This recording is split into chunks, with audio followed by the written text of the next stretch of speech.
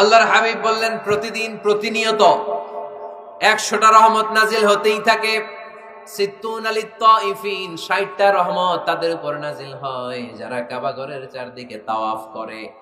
আরবাঈন আলিল মুসাল্লিন, বাকি 40টা নাজিল হয় যারা কাবা ঘরের পাশে নামাজ পড়ে।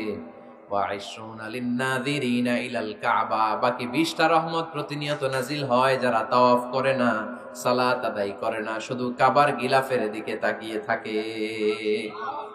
কাবার দিকে তাকায় থাকলেই সওয়াব। সুবহানাল্লাহ পড়েন। এক রাকাতে কয় লক্ষ রাকাতের সওয়াব।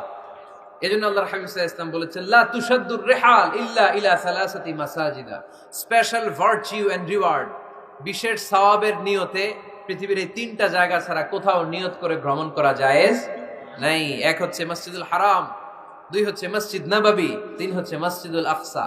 এই 3টা মসজিদ ছাড়া পৃথিবীর কোনো মসজিদে নিয়ত করে সফর করা যাবে না।